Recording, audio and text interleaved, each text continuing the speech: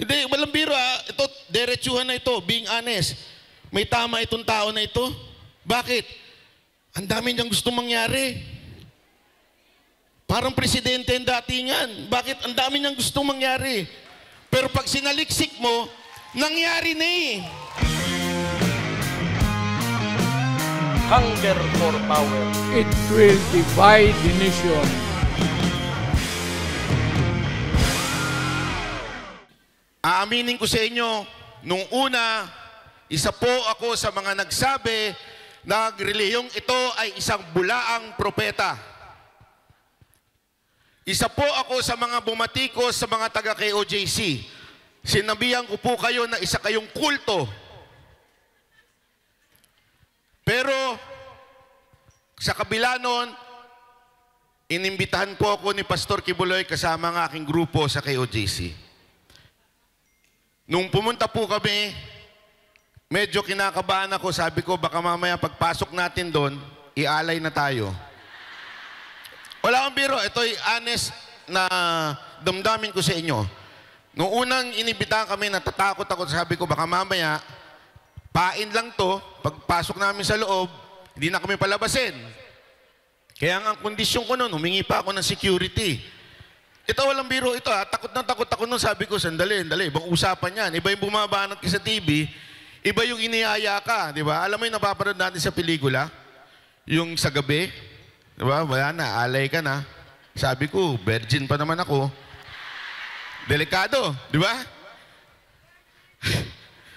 Nung naandun na po kami, ang tagal, inaantay namin si Pastor. Sabi ko, hindi kaya loko to, kamata to eh. Parang binudol kami dito Hanggang nung dumating si Pastor, unang bati niya sa akin, Barat Bay, pinapanood kita, binabanatan mo ako Ay ka, di naman. Doon na talagang unang reaction ko, sabi ko, grabe naman to. Parang yun kagad ang binanggit niya. Hanggang nung kumain na kami, ang nasa laman pa ng isip ko, hindi kaya lason to. Kasi ang sasarap Alam mo yung parang huling pagkain nyo na to, di ba? Parang huli na to. Ito na yung last supper nyo. Mamaya alay na kayo. Hanggang nung nag-uusap-usap na kami, unti-unting pinapaliwanag ni Pastor sa amin ang lahat ng bagay. Lahat ng ginawa niya sa ministro niya, maging doon sa kontrobersyal niyang mga binitawan, tulad ng appointed Son of God. Marami sa inyo, tulad ko, parang naano kayo dun Bakit ba appointed Son of God si Pastor Kibuloy? Di ba ang Panginoong Hesus yun? Di ba ang Panginoong Hesus ang dapat nating sambahin? Marami sa inyo nagtatanong dyan. Yun din ang unang tanong ko. Pastor, ba't kayo naging appointed? Sino nag-appoint sa inyo? Yun ang unang tanong ko. Hanggang pinaliwanag niya na ang bawat isa sa atin ay appointed Son of God. Na ang bawat isa sa atin, pag tinanggap mo si Kristo, ay appointed Son of God because we inherit yung pong pagiging anak ng Diyos. At doon sa anak ng Diyos ay naglalagay siya ng pinuno. Kung maaalala ninyo, si Pablo, sinabi niya, imitate me as I imitate Christ. Ganun po yun. Sinasabi ni Pastor, sundan niyo ko kasi sinusunod ko ang Diyos, ang Ama. Mahirap maunawaan sa isip ng isang bobo. Di ba po? Mahirap po isipin yun Pero, nung aking pong sinaliksik, at tinanong, Lord, totoo ba to? Baka naman pinagluloko lang kami nito tulad ng mga politiko. Kami pa namang mga banateros, mga kami, medyo pasaway kami. Bakit kami imbitahan dito? Sawang-sawa na po kami sa politiko Sa totoo lang po, sino sa inyo hindi pasawa sa politiko? Meron ba kayo nakitang politiko yung sasabihin sila, magnanakaw kami pag naupo kami dyan?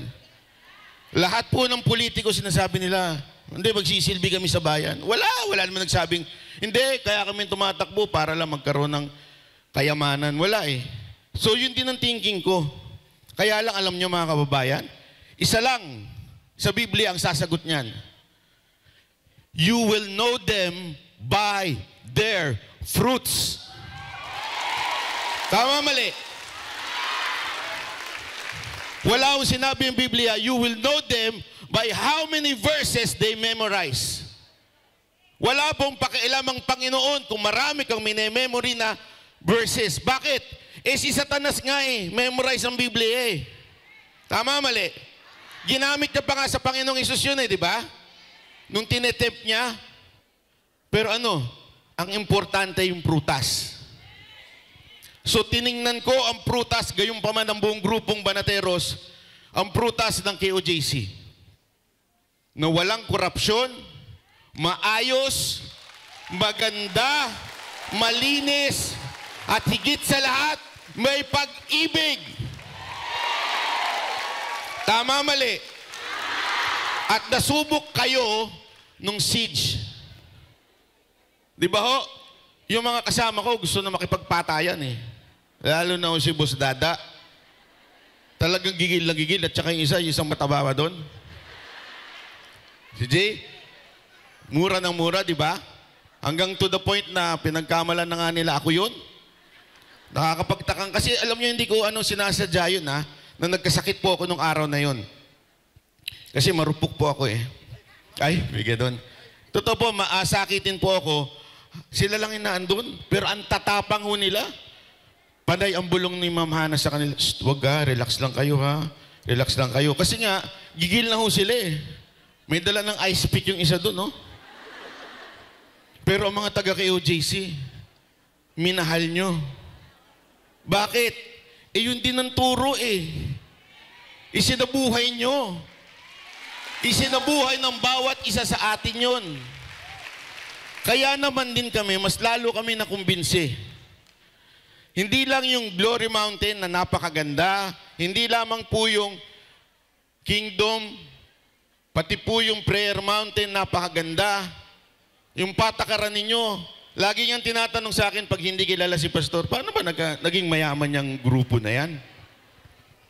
Sa totoo lang, di ko rin alam. Hindi di ba yan Paano isang grupo makakagawa ng ganito? Alam nyo sa totoo, isa lang.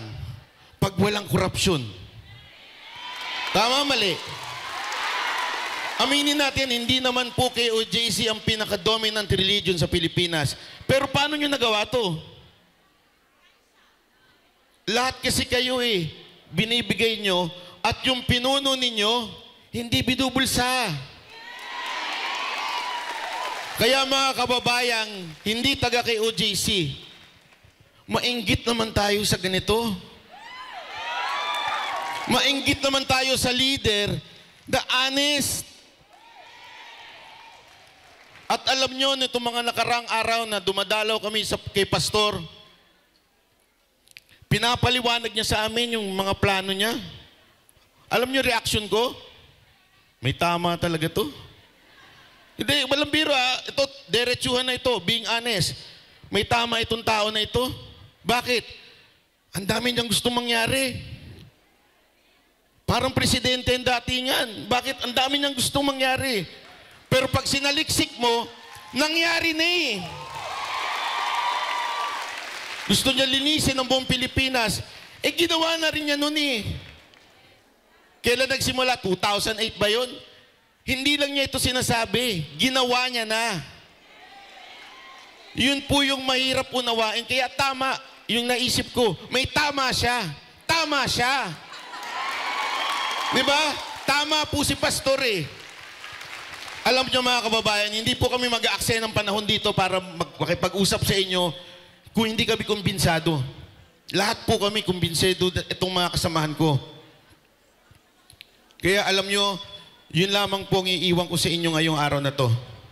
Kayong mga hindi taga KOJC, mas malala po ako sa inyo, maniwala kayo. Ang turing ko nga sa sarili ko noon, para akong si Pablo. Ano yun? Di ba si Pablo, inusig si Kristo? Talagang inusig hanggang kaduluduluhan. Pero, si Pablo ang isa sa pinakamaraming nagawang sulat sa Biblia. Hindi ko naman sinasabing si Kristo, si Apollo, Kibuloy. Pero ganoon din po ako.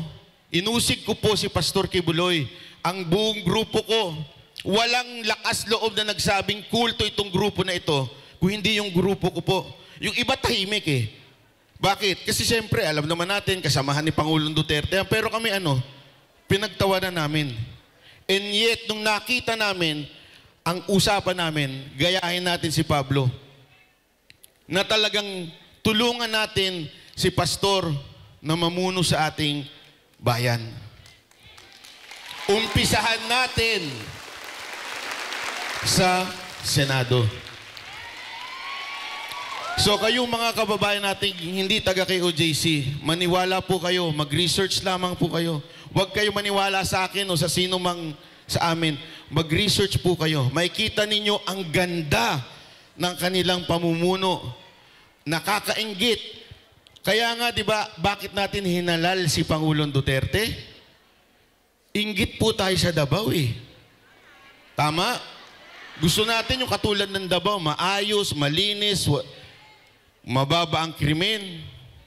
Ganon din po dito. Maayos po ang kingdom. Maayos ang ministro. Paano nangyari? Dahil sa kanilang pinuno.